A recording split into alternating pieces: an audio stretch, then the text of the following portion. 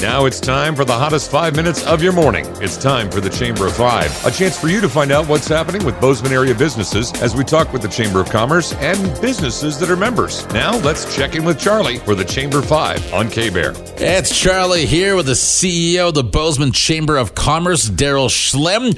And I'm glad you're joining me because with the last time we talked about the expansion of Bozeman and what that meant for businesses. Is it a boon? That sort of thing.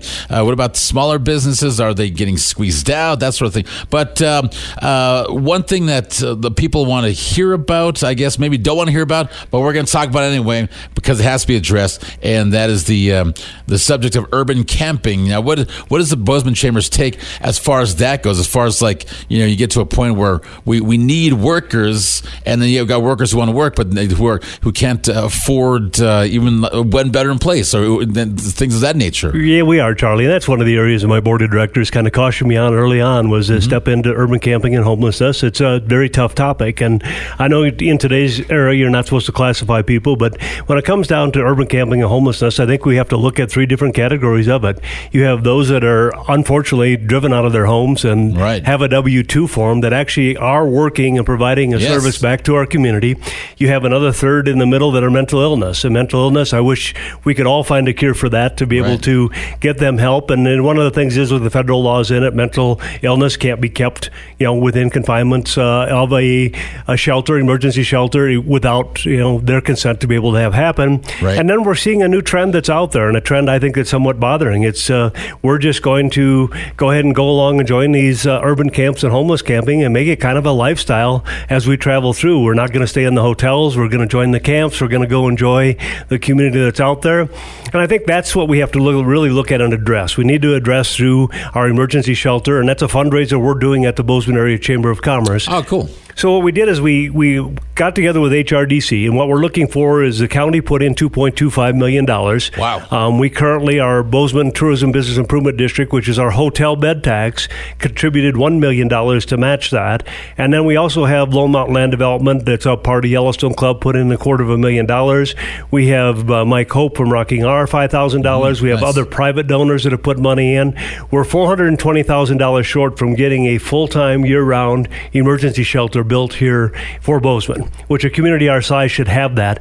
And now we have a place where the police officers and health and safety can refer all of those that are homeless to and on the streets to hopefully be able to find shelter coming up at the new Griffin place that we'll have coming in. And so we'll continue to do the fundraising on it. But again, we know it's an issue. We know that building this 186 bed or approximately emergency shelter, one-stop shop for food bank and everything through HRDC. Right. We know that's a beginning of a solution, but we don't want people to be misled that by building this, that you're all of a sudden going to see mental illness and those taking advantage of the system, being able to be park on our streets overnight, go away immediately. So, but we do want to address it. We do feel that our market and pricing of affordable housing, this morning at my board meeting, interest rates for 30 years went to 7.625. Wow. I mean, less than 3 months ago, you could have bought a 30-year at 3%.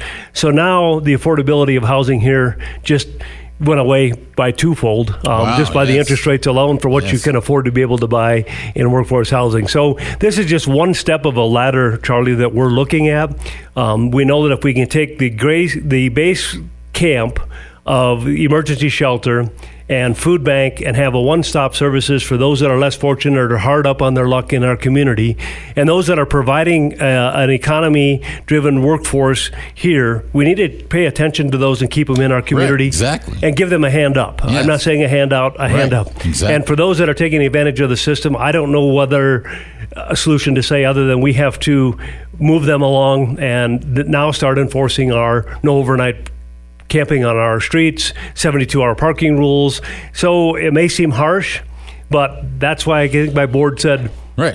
Charlie, have that discussion with Charlie because it's a reality that you have to address one way or another, and that's the official word. So, but I'm glad that the Chamber of Commerce is looking at that and the board and everything. And what's the website again where we can go to just for the general stuff or that as well? Yeah, it's BozemanChamber.com.